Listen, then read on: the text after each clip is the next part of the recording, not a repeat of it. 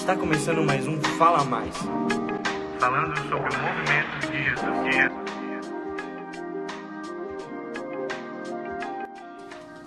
Então, pessoal, estamos de volta. Essa é a segunda temporada do podcast Fala Mais. Então, para você que não viu os episódios do passado, dá uma voltadinha lá, acompanha.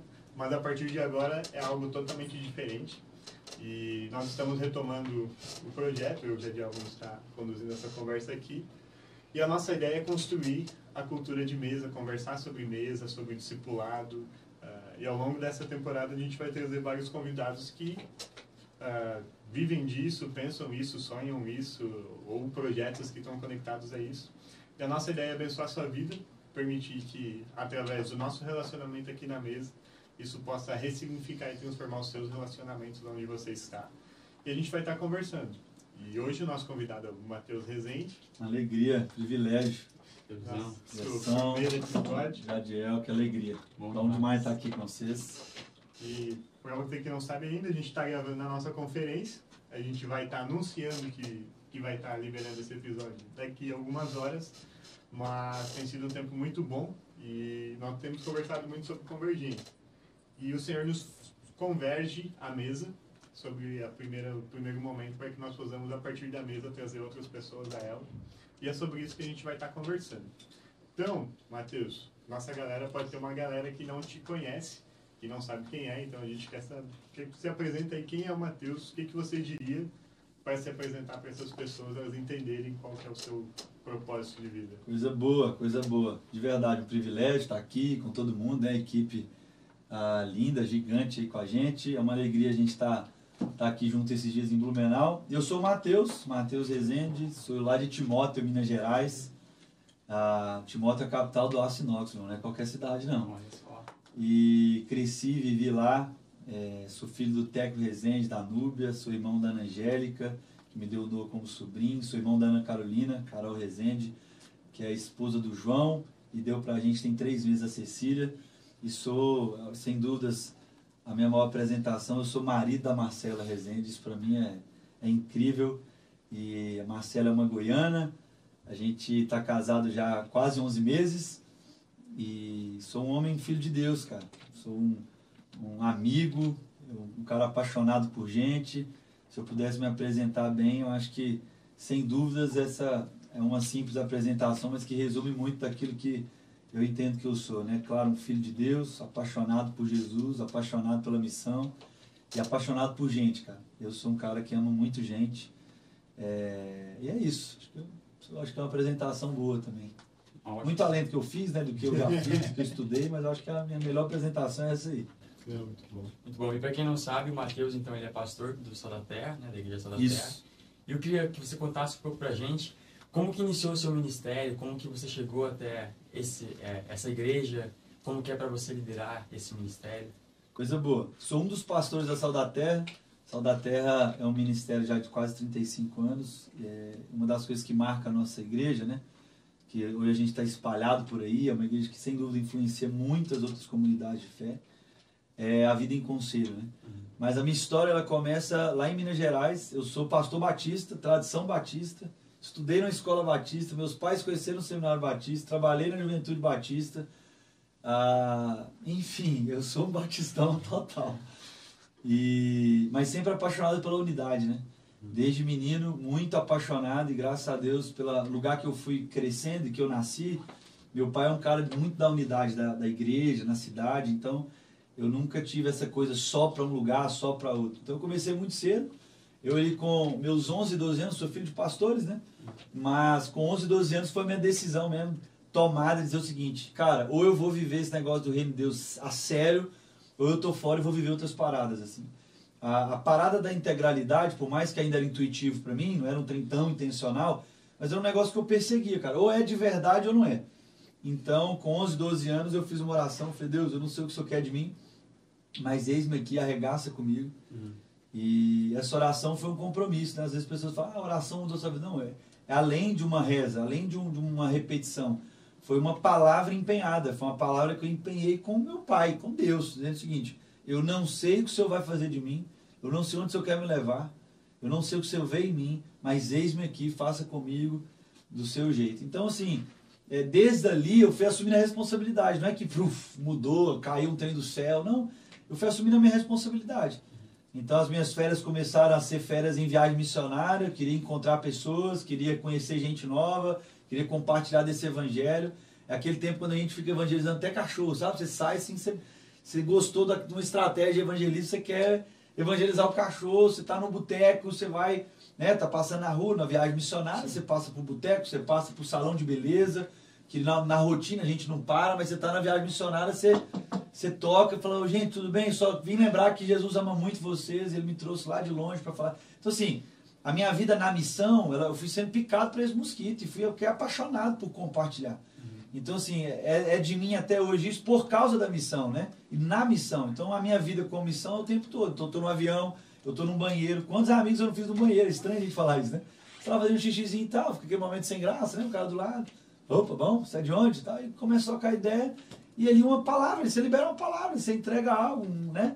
Então, assim, quando a missão abraça a gente dessa forma, cara, pra mim, por isso que é ou não é. E aí, desde novo, eu comecei com 12 anos, 13 anos, com os 13 anos, foi a minha primeira viagem para pregar. Então, eu comecei a pregar no interior com 13, 14 anos. A gente era um grupo de amigos muito chegados. E aí, os caras me convidavam para pregar. E aí, às vezes, era 3 agendas na mesma semana. Você fala, não, mentira. O moleque tá mentindo, tô te falando. Às vezes era 3 agendas no mesmo final de semana. O que a gente fazia? Ia o Mateus para um, ia o Samuel para outro, o Gabriel para outro, o João Vitor para outro. Era um dos nossos grupos, né? E aí mesmo que me chamava, eu sabia que não estava chamando o Mateus, estava chamando aquilo que nós estávamos vivendo em comunhão. Então não era a minha palavra, não era a minha pregação, era o testemunho que a gente estava vivendo em Timóteo. Então a gente viveu alguns finais de semana assim, onde 2 ou 3 finais de semana, se eu me lembro assim, que a gente estava espalhado, um em cada lugar pregando. Então, assim, eu fui imerso e aprendi muito com esses meus amigos, meus irmãos, gente que eu ganhei para Jesus, outros que eu discipulei e acabaram pastoreando meu coração depois. Eram amigos de igreja ou amigos da comunidade, na igreja, na mesma igreja. E aí a gente botou para quebrar, a gente fez muita coisa junto na cidade. E aí, assim, então o meu ministério foi sendo, a minha autoridade foi sendo formada no meio da família mesmo. E aí o povo falou, não, mano, você é pastor, você é nosso pastor, e aí foi. Eu fui crescendo, aí aos 15 anos, 16 anos, minha primeira viagem, 15 anos, fui pregar no Rio de Janeiro, na PIB de Niterói. Nunca mais esqueço disso, foi uma honra para mim, assim, foi um convite que marcou muito, foi minha primeira viagem fora do estado.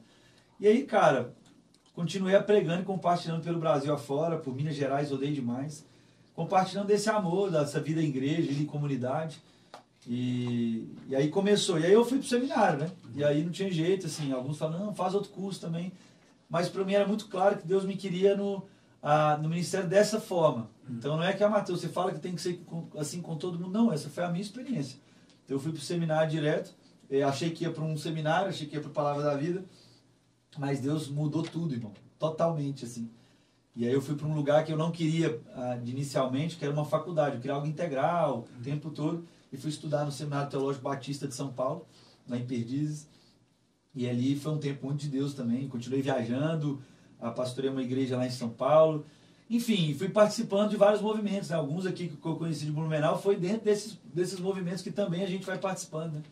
A gente é rato de encontro, então assim, porque é muita história, viu? Você vai falando aí, foi uma pergunta muito ampla, então já estou entendendo.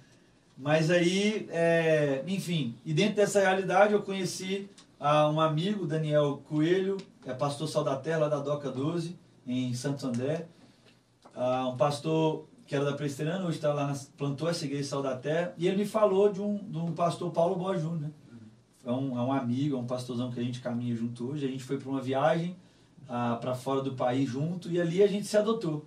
Os pastores da congregação, de várias igrejas estavam ali, a gente se adotou, virou irmão, até que há 2 anos e meio mais ou menos, teve essa voz, esse convite de estar em Goiânia. Eu já estava ali namorando a Marcela também, então tudo estava convergindo para esse lugar. E a gente foi para Goiânia trabalhar, e estamos aí há 2 anos e meio mais ou menos em Goiânia. Então assim, foi assim que eu cheguei na Sal da Terra, por causa de uma viagem que na teoria deveria ser só da denominação, mas como não é denominacional, assim, a Sal da Terra, é um ministério de família, eu estava lá, um pastor batista estava lá, e eles me acolheram lá como família, nunca falaram assim, deixe de ser, não, eu continuo sendo enviado pela Igreja Batista de Timóteo, né? Eu ainda sou membro da Igreja Batista de Timóteo. Então é Timóteo em Goiânia e Goiânia em Timóteo através dessa relação. Então assim que eu cheguei como pastor Sal da Terra ali, estamos aí já há 2 anos e meio. Ali. Legal. E aí quando a gente fala, tipo assim, a gente falou ali na tua história, foi discipulando com os meninos ali, começou a acontecer um negócio, o ministério foi indo. Esse discipulado, essa conversa, esse tipo de mesa que vocês tinham ali, começou desde adolescente ali. Com certeza, cara. E aí como é que é pra ti essa, tipo, o que a mesa significa pra ti no teu ministério, como é que ele funciona, como é que tu lidera através da mesa, o quanto que a mesa abrange da tua vida hoje? Cara, eu carrego esse termo na mesa desde menino também. Eu acho que desde quando eu sou moleque, se as pessoas que convivem comigo, lógico que depois eu fui ouvindo referências que também falam disso, mas a mesa sempre foi algo que me cativou e me inspirou, né? Eu era um líder como um líder normal, que às vezes quer liderar pelo poder, né? E não pela autoridade. Então, assim, eu lembro muito bem, assim, é porque a gente era muito crente. Não que eu não sou crente hoje, mas a gente era muito crente, a gente era muito evangélico e muito gospel. Assim. Eu sou evangélico, viu, meu irmão? Nada contra, eu sou evangélico, sou cristão, homem de Deus, marido de uma só mulher, homem que ama a palavra, amém? Mas é só o termo da brincadeira aqui, mas que a gente era muito religioso mesmo, a real é essa. Cara, mas a gente era apaixonado por Jesus, a gente lia a Bíblia, comia a Bíblia, irmão. Junto, a gente conversava sobre a Bíblia, a gente se reunia, não é para ficar falando de joguinho, de mulher, de menina, não, a gente ficava falando de Bíblia, de o que leu, o que viu, o que está enxergando. Você tem noção, eu lembro, naquela época, que esses meninos nem são dessa época ainda, né? É mais nós aqui, eles não pegaram isso. Do celular cabia uma música, você lembra disso? Mateusão tá até chorando ali, que ele lembra totalmente disso. O celular, é que eles não sabem o que é isso, né? O celular cabia uma música só, meu irmão. Se você quisesse baixar outra música, baixar era um processo de mais de meia hora. Mas baixar uma música, você tinha que apagar uma, porque, enfim. E eu lembro que às vezes a galera colocava lá Jorge Mateus. Eu falava, mano, você está em pecado. Apaga isso agora. Você está em pecado. Então, assim, não estou dizendo que você ouvir Jorge Mateus, não, tá, gente? É só para vocês entenderem, assim, a gente era muito bitolado, cara. Muito. Você tem noção? Tinha um jovem que a mãe me procurou, ele converteu com a gente lá, e a mãe procurou falando assim, não tá normal. Ele não tá comendo bem. Olha o nível que ele está falando. Ele não comia bem, sabe o quê? Beleza, ele comeu o almoço aqui, tinha isso aqui. Cara, eu não vou comer porque não é gula. E gula é pecado, eu vou desagradar meu Deus. Era tipo isso. Ele morava, tipo assim... eu conto essa história sempre, porque isso me marca muito. Ele morava algumas quadras lá de 2 pontos de ônibus. Ele descia no ponto de ônibus menor e não no ponto de ônibus na frente da casa dele, porque ele achava que era preguiça. Então, assim, nós vivemos um tempo, assim, a gente buscava santidade. E o que foi a virada de chave, cara? Foi a confissão de pecado. A mesa como esse lugar de cura, esse lugar de repartir quem de fato eu sou, lugar da intimidade. Então, assim, eu lembro muito bem, eu era o líder deles, e eles falaram isso, não me coloquei nesse lugar, mas eu não consegui confessar alguns pecados. Eu lembro que a gente foi para o monte orar junto, e esse dia me marca muito porque a gente confessando, cantando junto, orando, eu falei, cara, eu preciso confessar algo. Confessei para os meus irmãos. E, cara, aquele dia foi uma virada tão forte na minha vida, porque eles começaram a me admirar mais. E ali foi onde eu entendi o real valor dessa mesa de Jesus. É onde não é o que eu faço, não é o que eu aparento ser, é aquilo de fato que eu sou. E quando eu reparto quem eu sou, há um poder de que dá autoridade um pelo outro. Então, assim, cara, ali eu me submeti ao pastoreio dos meus irmãos. E aí, para mim, a mesa representa esse lugar de cura e de convergência para um lugar onde Jesus nos chamou. Porque esse foi o método de Jesus, né? Jesus podia ter chamado muito cara bom, mas Jesus chama 12 homens que não foram escolhidos pelos rabis. Então Jesus, ele instala um processo, um novo ministério com 12 homens, com grego de feira, com decisões e escolhas políticas diferentes. Então ele pega tanto um cara pró-império, um cara xelotes, enfim, olha o que Jesus faz, a bagunça que Jesus faz. Pega um cara mais do estudo, um cara menos refinado, um cara do... E é isso que Jesus faz, cara. Ele pega um cara que o grego é de feira e coloca como um apóstolo. É Pedro, é aquele cara que vai apontar uma direção para a igreja. Então, assim, isso mexeu muito comigo, cara.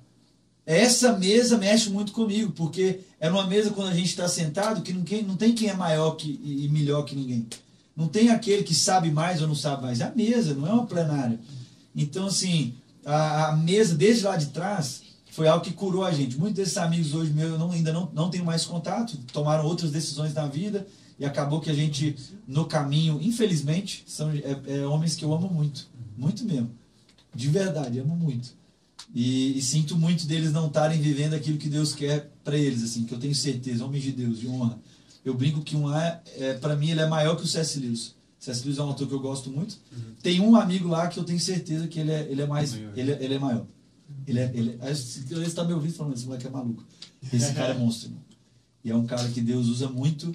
Fui muito ministrado por ele, aprendi muito. É um cara que eu evangelizei lá atrás, converteu com a gente, depois me liderou.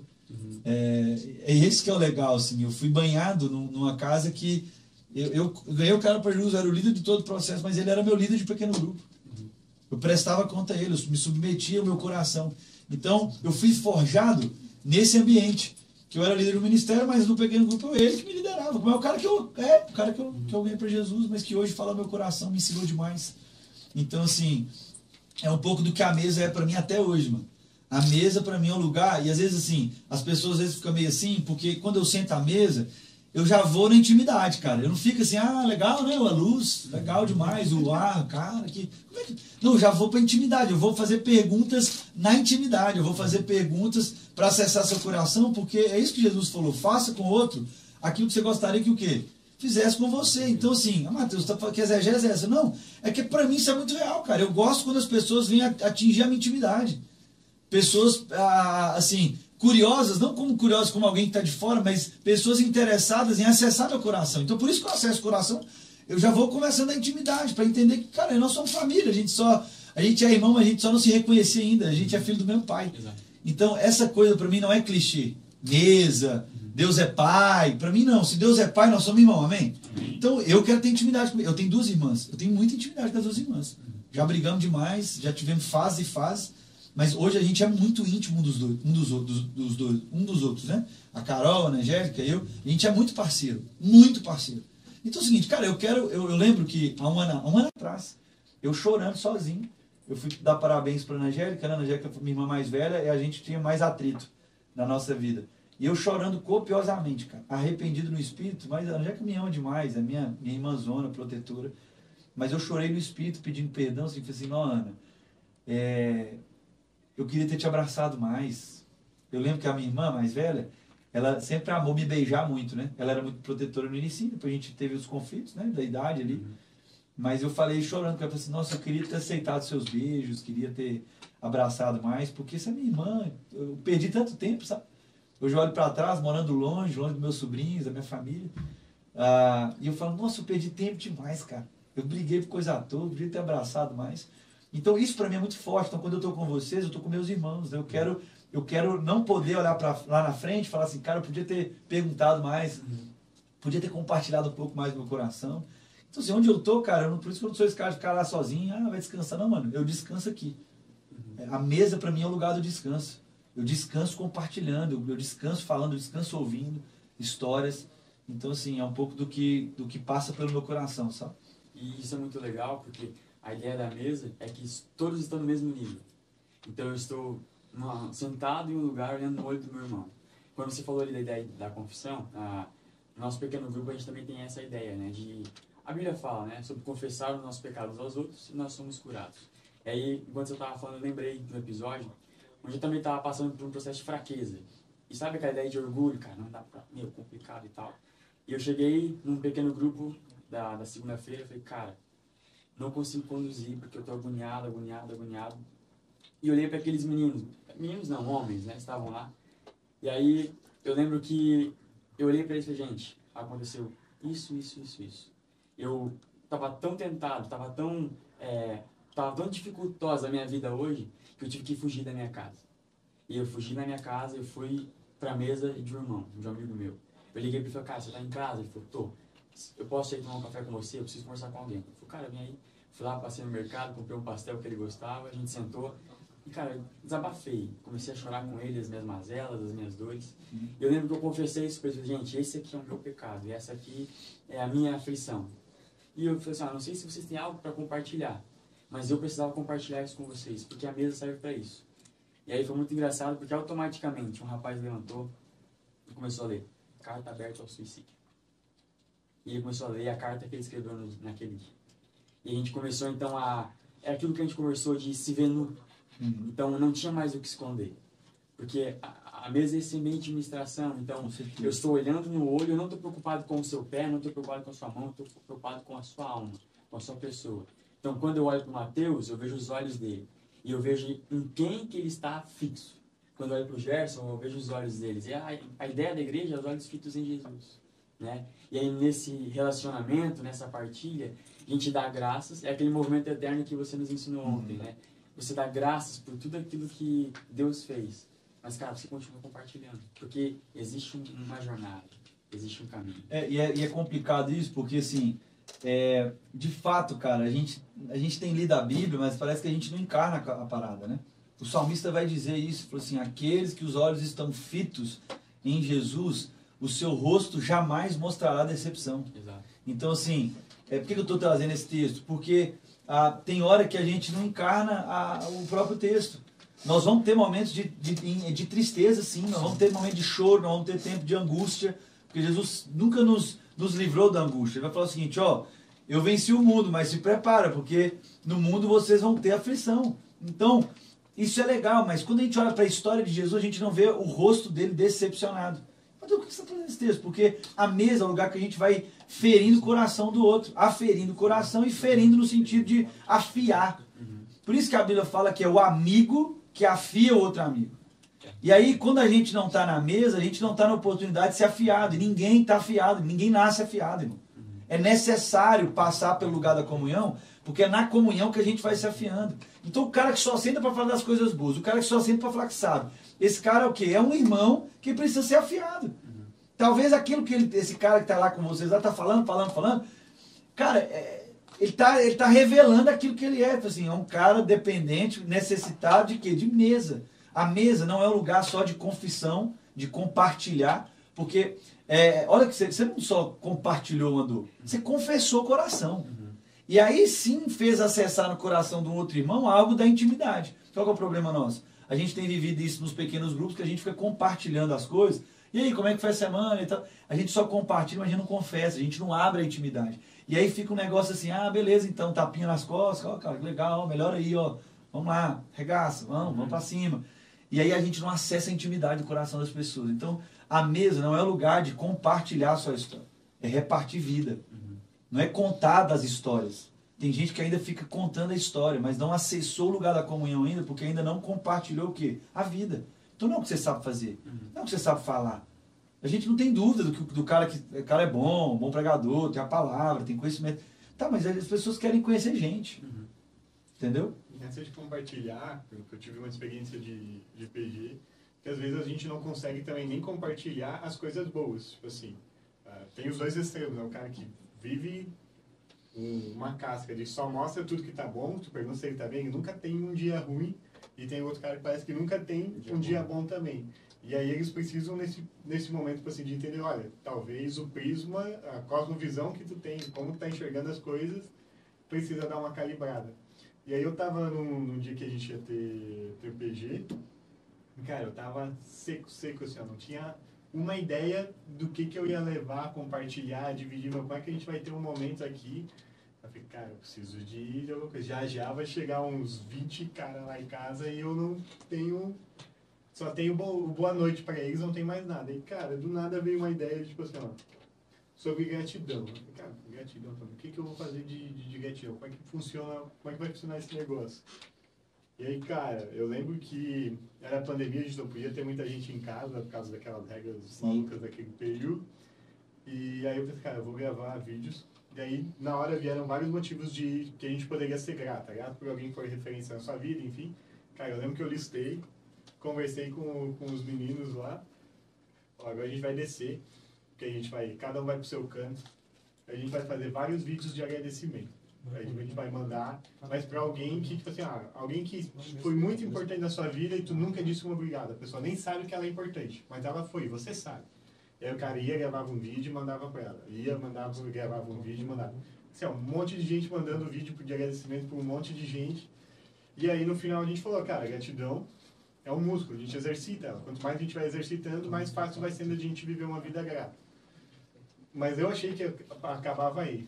dias depois acontece, tipo, a gente conversava com as pessoas, tá, mas que rolê é esse que começou a vir vídeo, eu recebi vídeo não sei o quê, aí eu contava que eu recebi um vídeo, fulano dizia que também recebeu um, não sei o quê, eu começava a compartilhar, e cara, o coração de quem fez ficou bom, o coração de quem tava recebendo ficou legal também, porque tipo assim, cara, nem lembrava disso aí, nem sabia isso aqui, nem sabia que tinha sido tão importante pra ti, aquela coisa, e aí a gente começou a beneficiar outras pessoas em algo que a gente estava compartilhando, porque a gente estava vivendo e dividindo aquilo junto. É isso aí. E aí a galera, pô, eu fui grato por isso, agradeci tal pessoa. E aí eles começaram a dividir, a gente começou a conversar sobre por que a gente era grato e para quem que a gente estava mandando os nossos agradecimentos.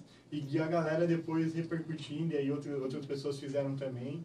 E, cara, foi muito bom. Foi bom fazer, ver eles fazendo também foi muito bom. Mas ver o quanto isso reverberou na nossa comunidade de fé, nas pessoas que estavam ao nosso redor, cara, foi muito melhor. Legal. E aí é a mesa, tipo assim, é a gente compartilhando quando a gente tá difícil. Os outros compartilham com a gente, ou às vezes a gente compartilha como eu tô lidando com a dificuldade. Cara, isso é tudo que eu tenho para dar no meio dessa situação. E tá tudo bem, esse é o tudo de agora.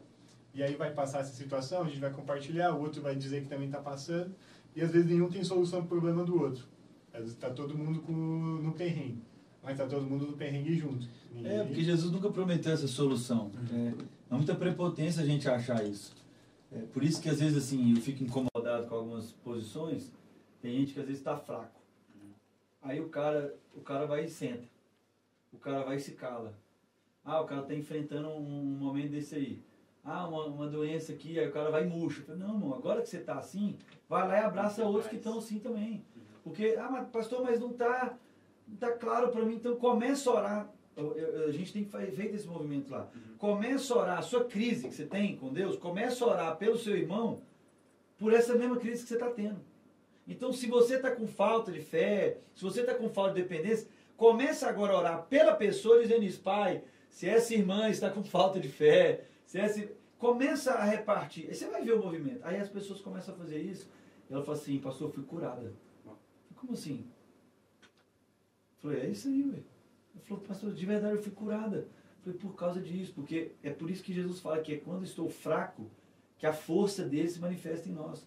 Porque esse é o lugar que ele espera de nós. Para a gente entender que não é a nossa força, não é o nosso bom, não. É quando a gente está fraco que aí a força do Senhor se revela através de nós, porque é para ele, por ele e dele. Então, assim, às vezes as pessoas se confundem isso, né?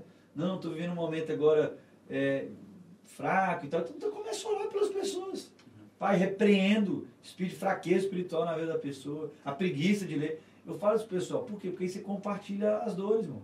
Você está repartindo com ela uma pobreza, uma riqueza. Então, aquilo que você disse, tem hora que um está grato, e aí o cara que nunca está grato, ele vai olhar e falar assim, rapaz, o cara agradeceu por um trem que eu não estava pensando. E eu também recebi isso aí. Aí o outro reclama de uma parada, ou compartilha uma dor, e fala, caraca, eu estou tendo essa dor, e o outro também está tendo. Então, assim, as riquezas e pobrezas, sabe? Então, vocês têm muitas riquezas, mas vocês também têm pobreza. Eu tenho minhas riquezas e também tenho minha pobreza. Mas no encontro dos filhos, à mesa, o que tem? É só riqueza, na mesa. Porque a riqueza do Mateus, a riqueza do Gerson, e aí a riqueza... E todas as nossas riquezas aqui, por mais que todos que estão sentados à mesa, às vezes não têm essa riqueza, mas agora sentado à mesa, recebe a riqueza do irmão. É por isso que a mesa de Jesus é rica. É por isso que na mesa de Jesus não falta o pão. Porque não é que está todo mundo satisfeito, não. Mas é que quando nós assentamos nela, tem as múltiplas riquezas que encontram em nós as múltiplas pobrezas. Mas que eu vou encontrar no meu irmão aquilo que estava faltando. Por isso que a mesa é cura. Por isso que a mesa faz sentido. Por isso que não tem nada a ver com dinheiro. A riqueza aqui não é dinheiro. É virtude, é dons, é coração, é ouvido. Então, assim, isso é muito forte, né, velho? Nós fizemos uma série de mensagens sobre convergência no nosso grupo de jovens. E aí um dos temas era a convergência começa com contemplação. E aí a ideia de contemplar é imitar ou reconhecer, né? E observar com muita clareza. Só que a ideia da contemplação é que ela é uma atividade coletiva. Então, Deus ele não se revela para um ser só, de uma só maneira. Então, ele se revelou para mim de um jeito, mas para o Gerson para outro e para você para outro. E aí a igreja, que é o ajuntamento desses discípulos de Jesus, quando eles sentam à mesa, na verdade eles têm um Deus que está se tornando completo, porque tem uma parte dele em mim, uma parte dele em você, e a gente vê aquilo que Paulo fala, né? Que Cristo é a cabeça, só que nós somos os membros. E os membros são feitos de diversas partes, e eles não têm a mesma função. Então, quando nós contemplamos de maneira coletiva, quando a gente senta à mesa e fala do amor de Jesus, é como se cada um de nós compartilhasse uma parte de que nós temos dele. E aí faz sentido a gente se sentir completo nele, porque é essa revelação. E aí, eu já cometi diversas vezes isso. Nós achamos que o Evangelho ele é dotado de uma expectativa e não de uma perspectiva. Então a gente acha que Jesus ele vai existe uma expectativa sobre nós. Na verdade, existe uma perspectiva. Jesus veio quebrar todas as expectativas. Então, poxa, o judeu está vindo aí, vai vir em cima de um cavalo branco. Não, veio em cima de uma jumentinha. Poxa, ele vai vir com espada e tal. Não, ele vem abraçando as pessoas. E aí é interessante que quando Jesus entra na cidade, as pessoas falam, eis aí, Hosana, filho de Davi. Só que ao mesmo tempo eles perguntam, quem é esse? E aí eles perguntam quem é esse porque eles tinham uma expectativa sobre Jesus, mas não estavam atento à perspectiva que ele estava mostrando pra gente. Que era humildade, que era esse relacionamento. Então, Pedro se dotou de uma expectativa ao andar sobre as águas. Só que expectativas falham, elas quebram. Mas quando Jesus ele mostra a perspectiva de que ele estaria com ele, aí é onde ele consegue voltar e andar sobre as águas de novo. Então eu acredito que essa mesa, ela é esse ambiente de cura, né? Eu acho que vocês têm vivido muito isso, desse ambiente. É isso aí, é quando a gente reparte quem a gente é, né? Então, assim, até Jesus teve que sofrer isso, assim, João Batista olha e falou assim, olha, confere lá se é ele mesmo. João Batista era o cara que Jesus olhou e falou o seguinte, não há ninguém maior que ele, nenhum ministério maior que ele. João Batista, o quê? Duvidou. Falou assim, vê lá se ele está operando as coisas mesmo. Por quê? Por causa da expectativa. Então Jesus está o tempo todo nos frustrando. É por isso que a frustração não pode ser para nós um motivo de desistência. A frustração é pedagogia, porque não é para eu compartilhar na mesa aquilo que eu tenho, é aquilo que eu sou. Ah, mas não tem nada não? Beleza, mas é o que você é. Por isso que Jesus, ele se abstém de tudo, ele se esvazia de tudo, porque aprendam de mim, que sou manso e humilde, mas é aquilo que eu sou. E isso muda toda a operação. Porque assim, mas é porque, tá bom, eu sou um bom hospitaleiro. A Bíblia fala disso. Mas a Bíblia fala também que o bom hospitaleiro tem que saber ser o quê? Hospedado. Então não é porque se você tem uma casa que hospeda muito, tá? Às vezes você tem as melhores ferramentas, a melhor condição, ok, beleza, bom. Mas a Bíblia também nos ensina que quem hospeda tem que passar pelo quê? Por ser hospedado. E a gente vê muita gente que gosta de dar presente, ou gosta de hospedar, e aí quando recebe um presente fica constrangida, fica mal. Gente que hospeda muita gente, mas não consegue ficar na casa do outro e fala, não, vou ficar no hotel para não atrapalhar. Mas como assim? Então, quando eu estou na sua casa, eu estou te atrapalhando? Está entendendo? Por que o evangelho, aí às vezes a gente fica preso a isso, não, mas eu sou hospedeiro, não, mas eu sou generoso. E aí a gente, o muito generoso, quando recebe algo e fica constrangido, por quê? Deus quer formar nele o quê? Um ser. Não para ele mostrar na mesa aquilo que ele tem. É para ele ser na mesa aquilo que ele, o quê? Que ele é. Então, o evangelho está o tempo todo formando as pessoas. O generoso demais agora vai ter que passar um tempo de baixa para ganhar, receber do outro. Aquele que hospeda agora vai ser hospedado. Por quê? Porque esse é o evangelho de Jesus. No fim, Jesus quer formar os filhos e filhas plenos para viver o que é a santa vocação da família. E onde a gente consegue isso, meu irmão? Na mesa. Eu gosto, tem uma palavra que eu gosto muito que os meninos que andam mais perto, que é descompassado. Tudo para mim eu consigo, tô descompassado nisso. E aí a mesa é o lugar de trazer o compasso de volta, de organizar as coisas. Na mesa eu tenho pessoas que vão dizer, olha, pode estar achando que tu tá querendo fazer uma coisa boa, mas não está sendo bem isso. Tu fez aquilo ali, acho que a gente pode melhorar aqui, acho que a gente pode melhorar ali. E aí na mesa eu também vou vendo o que as outras pessoas estão vivendo, o que está acontecendo através da vida delas com Jesus. E aí elas vão compassando meu coração de trazer para o lugar que ele deveria estar. Olha, eu estava achando que aquele negócio lá era importante, mas andando com essas pessoas eu vi que importante é realmente isso aqui. Entende? E aí, na caminhada eu fui aprendendo. Quando a gente comecei a caminhada do ministério, eu tinha vários, não, vou fazer isso, vou fazer aquilo e tal, porque isso aqui vai desenvolver isso, vai desenvolver aquilo, vai desenvolver aquilo. E aí um amigo meu, um grande amigo meu, chegou e falou, cara, muito bom tudo isso. Mas aí eu lembro que ele deixou um conselho mais sobre tudo que tu vai fazer. Cara, prioriza a mesa. Porque é o que mais vai te poupar tempo. Assim, eles vão dividir as histórias, eles vão dividir as maiores lições da vida deles, eles vão dividir tudo aquilo que mais marcou, e eles vão te dividir e vão te largar tudo isso de graça. Eles vão ali... E além disso, a mesa é esse lugar, por quê? Porque se tem mesa, meu irmão, até as reuniões administrativas a gente supera. Com certeza. Porque se na mesa, eu não estou falando da superficialidade da mesa, eu estou falando, se tem mesa, eu conheço meu irmão, não vou duvidar do coração dele. Ah, mas o fulano fez, era para o meu irmão ter vindo, ser feito, agora não. Não, mas eu conheço meu irmão. Tá tudo certo. Então, às vezes, a gente está tão preocupado com tantas coisas que não era para preocupar, que a mesa já coloca a gente lá na frente. Porque a gente conhece o coração. Não, se fosse assim, esse cara, então, o jeito que ele falou com o líder dele, nós vamos colocar de banco. Tá falando, não, irmão. Olha que oportunidade tem para todos aprenderem a mesa.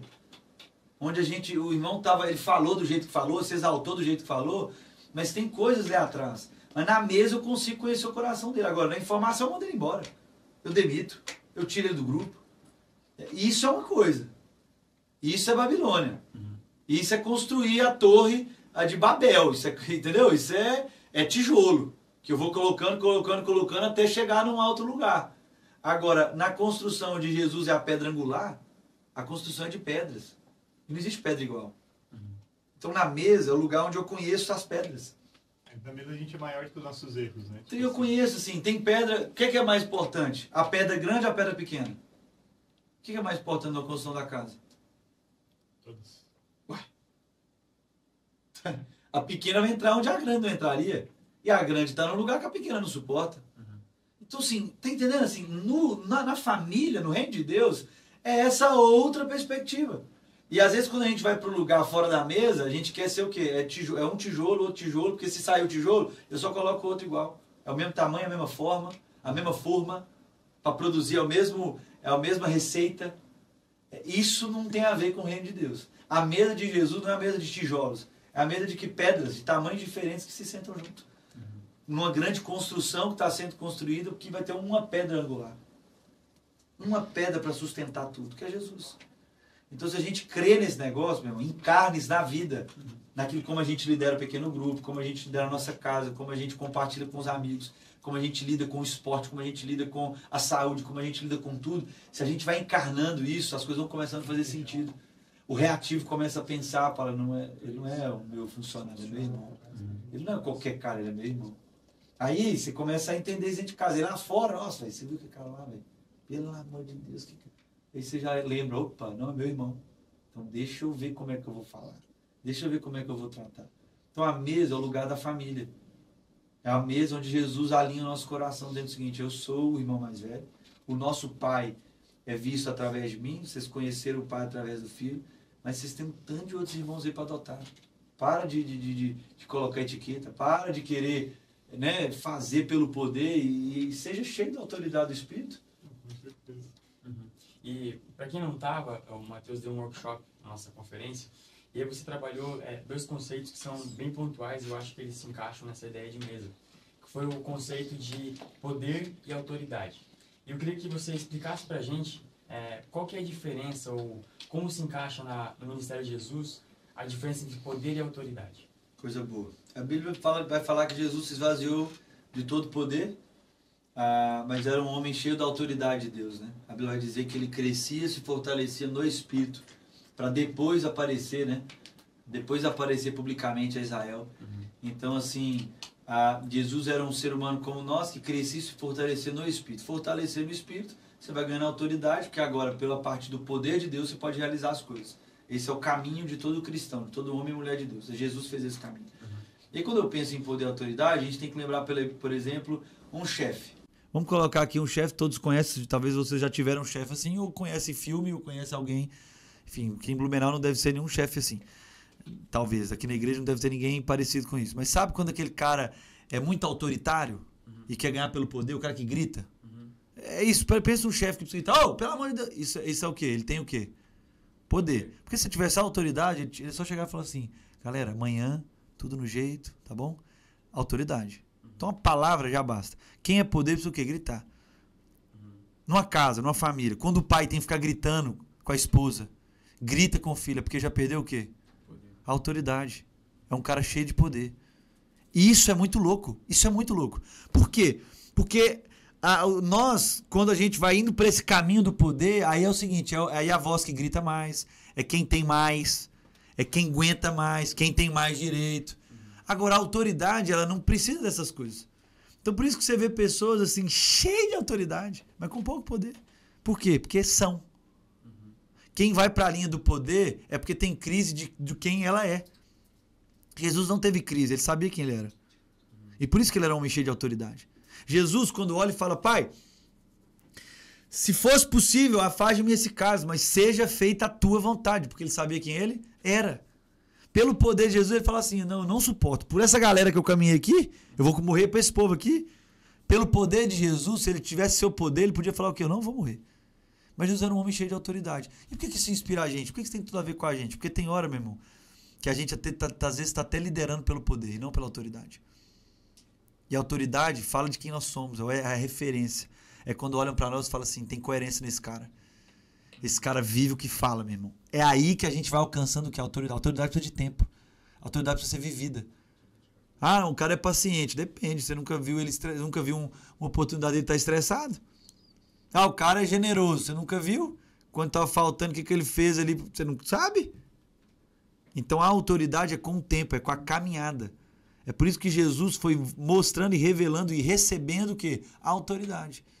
Então, assim, a diferença do poder e da autoridade é essa. O poder vai para aquilo que é o direito. Então, talvez na estrutura que a gente tem, um pai, aquele cara lá que traz o dinheiro para casa e tal, não é que hoje, graças a Deus, nós temos uma outra sociedade, muito mais acelerada em algumas coisas, mas tem essa figura, né, do homem e tal. E quantas famílias a gente não vê o homem porque é o cara que traz o dinheiro? Quanta gente, a história, a gente não conhece isso. E acha que tem o quê? O poder. Mas o cara perde a autoridade dentro da casa dele, cara. Ele fala, as filhas olham e falam, esse cara prega aí, mas não é isso não. Esse cara fala com as crianças fora e as filhas olham e falam assim, rapaz, aí em casa ela nunca me deu afeto. Ele só dava, era chicote. É o cara que foi pelo lugar do quê? Do poder. E Jesus não pediu pra gente ter poder. Jesus não traçou um caminho pra gente ser poderoso. Qual que é o problema hoje da nossa geração? Um dos grandes problemas também é que a gente está indo para um caminho de poder. A galera fala muito de quê? De estabilidade financeira, de independência, né, financeira, quando o cara aposenta. Tem cara querendo aposentar com 19 anos. Pelo amor de Deus, que expressão é essa? Aposentar? Quem que aposenta?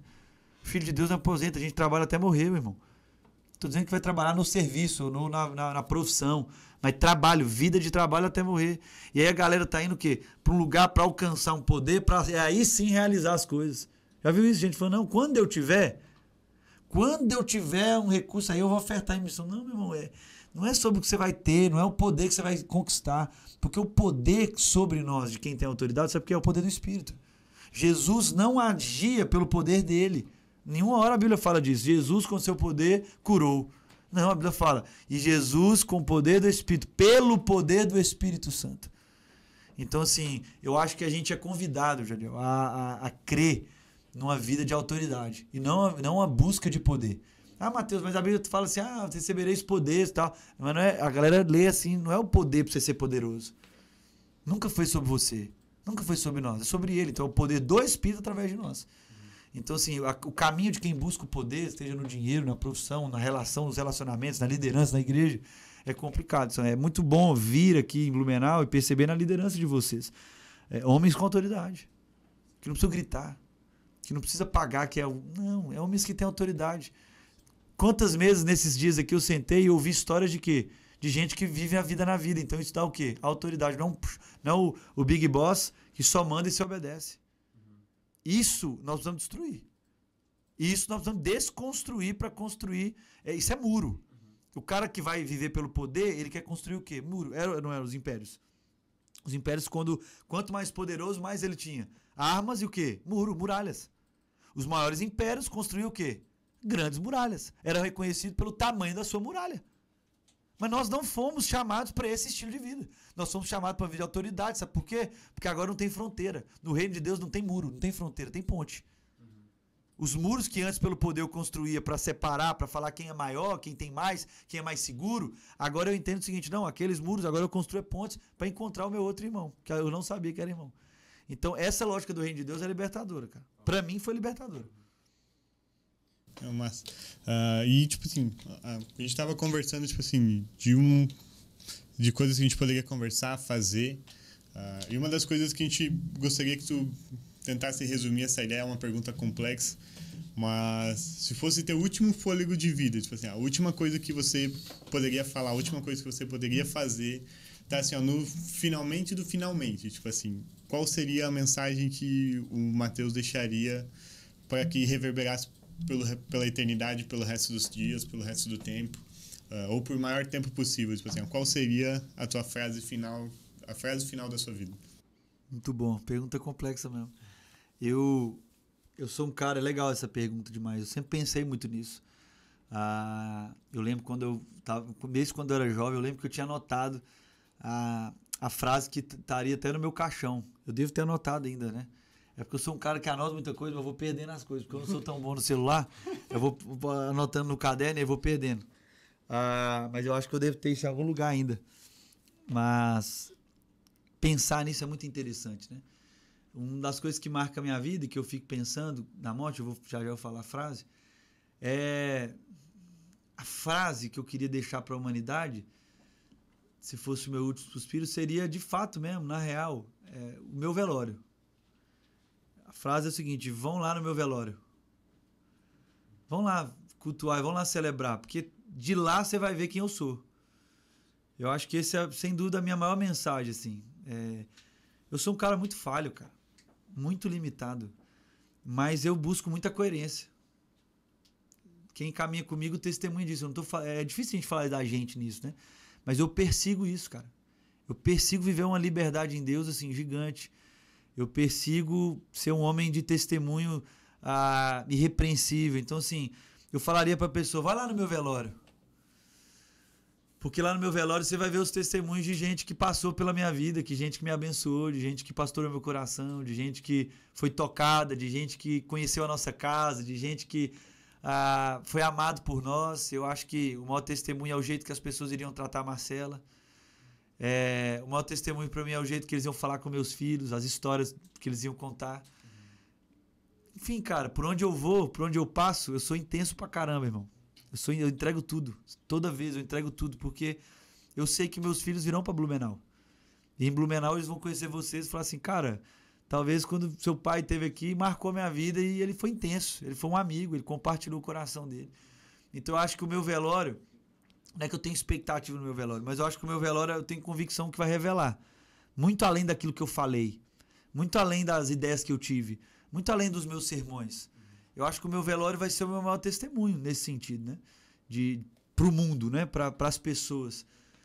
Então a mensagem para mim, mano, a minha mensagem da vida é essa: seja um homem coerente, ame a Jesus, saiba que Jesus é Pai, e Jesus é um Pai de amor, Jesus é um Pai que cuida, Jesus é um Pai que liberta, e Jesus é um Pai amigo, cara. Jesus não é aquele que está lá longe e aparece com a voz de longe dizendo o que você está fazendo aí na caverna. Não, ele é um Deus presente e fala o que você está fazendo aqui. Então a minha mensagem para o mundo, se eu tivesse que gravar um vídeo, é porque depende da mensagem, né? Sim.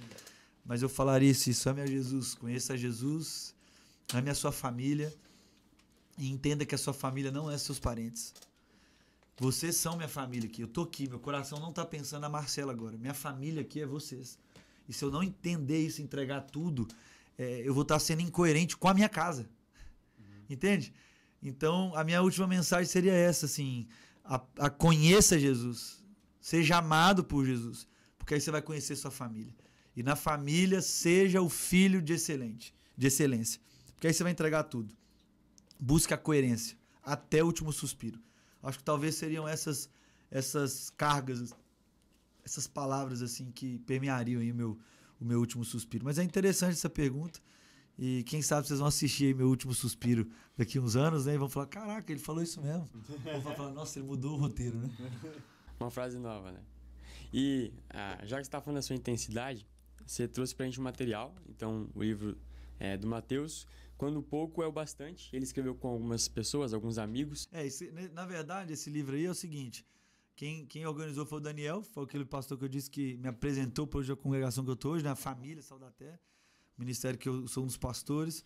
E aí tem vários homens de Deus e mulher de Deus aqui, ó.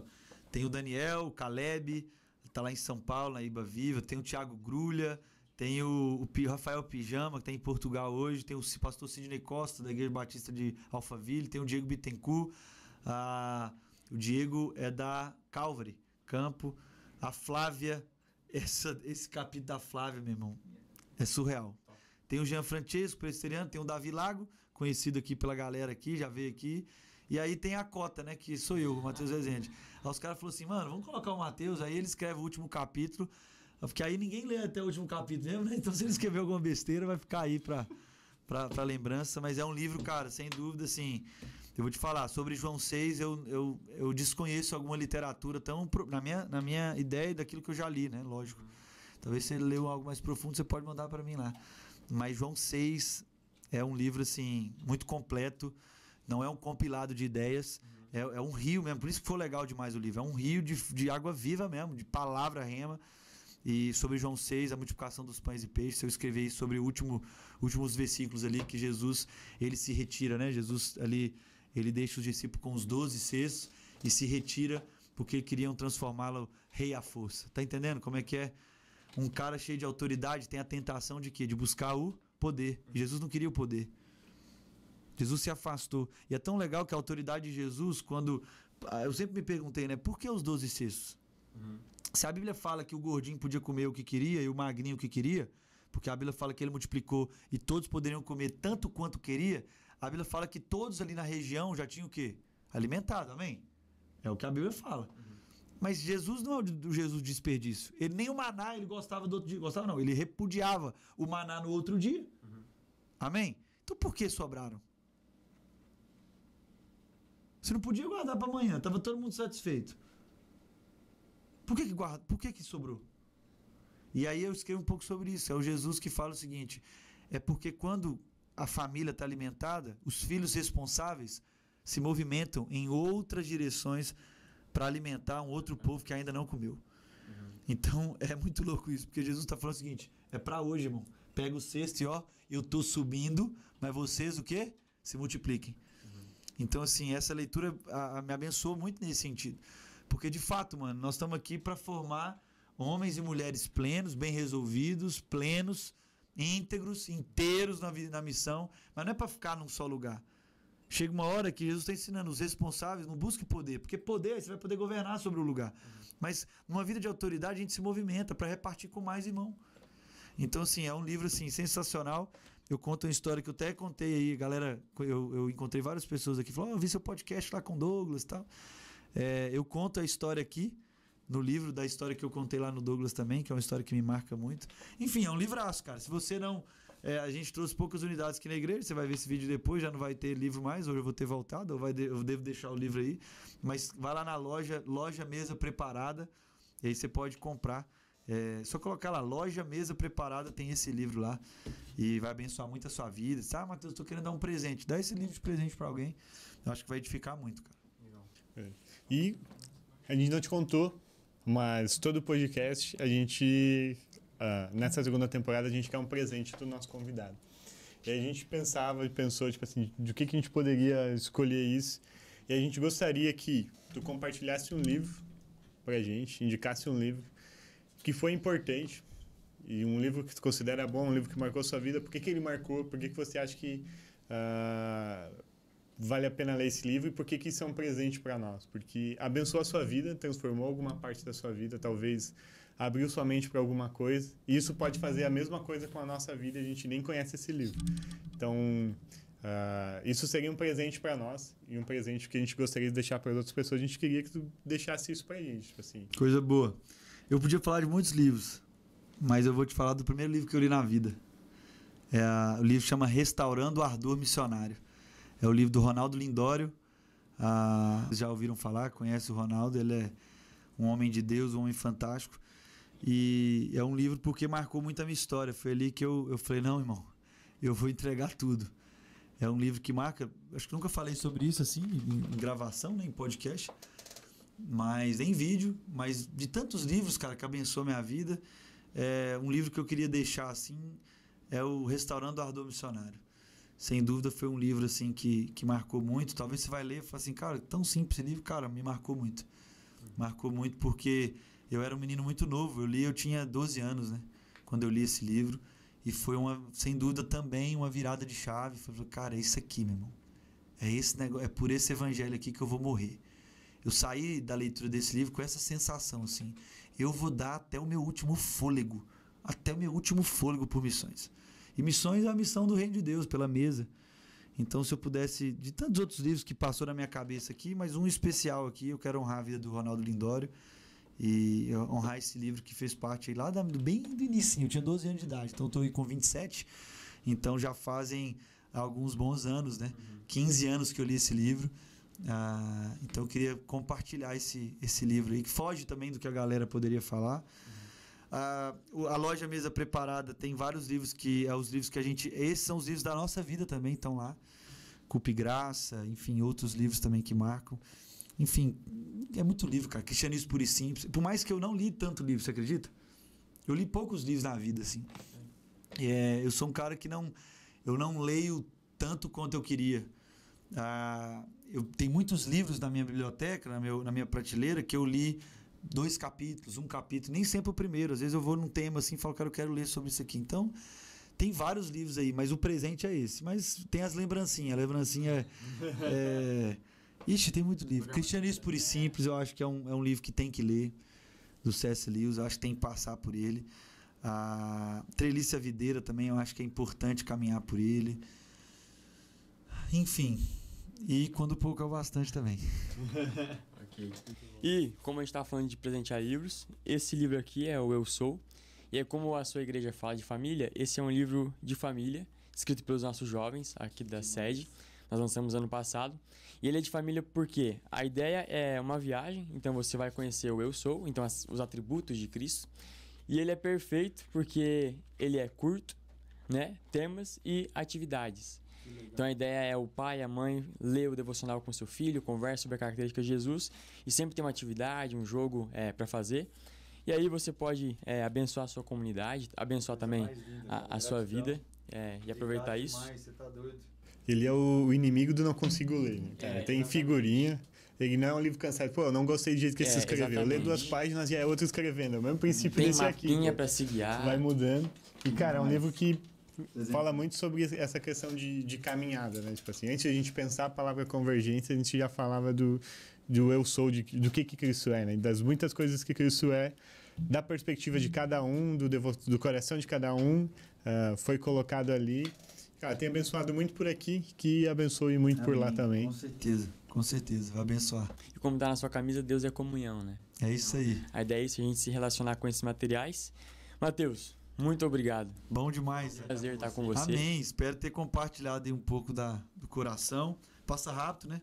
Para os meninos ali, já é diferente, eles já estão assim, meu Deus do céu, bora, desliga já. Olha lá, a cara tá assim, meu Deus do céu, tem outro eu já encontro, brincadeira. Mas a gente é muito bom, né, cara? A gente tá compartilhando a vida. Enfim, eu acho que isso fala muito daquilo que Deus está fazendo em nós. E, enfim, encurtando as distâncias, né? A gente já se encontrou várias vezes, mas dessa vez ainda mais perto, mais curta a nossa distância. Eu acho que isso pode sim abençoar, né? Ouvir o coração de vocês, nosso coração junto. E a unidade, né? Da Assembleia de Deus, Sal da Terra, a mesma igreja, o mesmo Espírito, o mesmo Pai. Então, assim, é um testemunho de unidade que a gente está vivendo aqui também. Então, assim, eu tô alegre demais. Bom demais. Gente, se você gostou desse material, se inscreve, curte, comenta, compartilha, envia para as pessoas para abençoar e eles assistirem aquilo que Deus está comunicando no nosso coração. E é isso. Não se esqueça, nós somos nós estamos em movimento, nós somos Falando um em sobre o movimento. movimento Abraço. de Jesus.